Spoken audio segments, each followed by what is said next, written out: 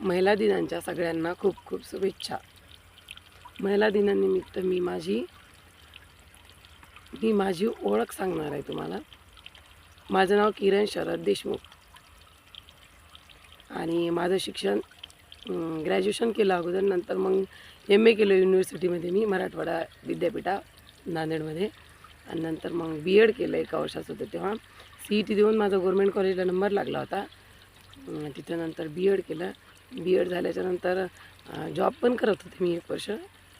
6 महिने अगोदर टीचिंगचा केला आणि नंतर मग कम्प्युटरचा जॉब केला. जॉब केली, नंतर मग लग्न झालं.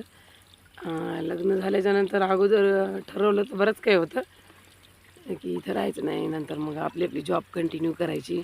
पण तसं काहीही झालं नाही. मी तर आत्तापर्यंत ठरवलेलं कधीच काही झालेलं नाही.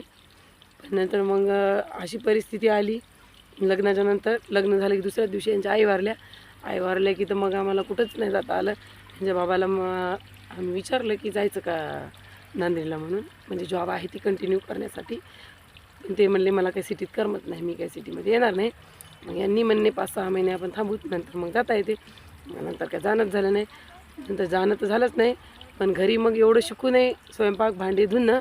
आणि माझा तातू जन्मेपर्यंत माझ्या डोक्यावर असाच पदर असायचा. कुठं बाहेर जायचं तरी मी असाच पदर घेऊन जायची. कधीच हा डोक्यावरचा पदर मी पडू दिला नाही. तरी लोकांनी भरपूर नावं ठेवली मला. आणि मग नंतर नंतर लगेच तातू जन्मला की नंतर लगेच शिती 1 वर्षातच झालं. शिती पण 1 वर्षातच झाली. मग नंतर तर काहीच जमलं नाही. तेव्हा मग तातू जन्मल्याच्या नंतर मग मी यूट्यूब चॅनल उघडायचा निर्णय घेतला की जाऊ दे, तातूचे तरी का होईना व्हिडिओ टाकता येतील म्हणून निर्णय घेतला. पण ते काही सक्सेस झालं नाही, कारण तर लगेच शिती राहिल्यामुळं. आणि मग नंतर तर मग शिती झाली की तर मग सगळं बंदच झालं, कारण तर 2 मुलं आणि घरात सांभाळायला कोणी नसल्यामुळं ते काही शक्य झालं नाही.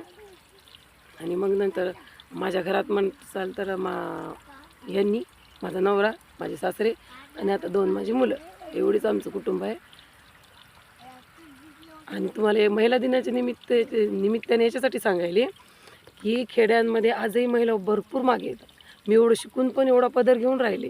आत्ता गेल्या वर्षीच्या महाशिवरात्रीपासून मी इन्स्टाला पण व्हिडिओ टाकायले. त्याच्या अगोदर इन्स्टाला पण मी काही व्हिडिओ वगैरे टाकत नव्हते. खूप भीती वाटायची मला, नको वाटायचं एवढं शिकून, एवढं बाहेर राहून, एवढं जॉब करूनही. फक्त महिला दिनानिमित्त मी एवढंच सांगण्याचा प्रयत्न करते की शिकून सगळं करून आपण महिला आजही मागेच आहेत खेड्यांमध्ये. तरी सिटीमध्ये असतील पुढं, पण खेड्यात आजही महिला मागेच आहेत. हे रिॲलिटी, खरी परिस्थिती महिलांची.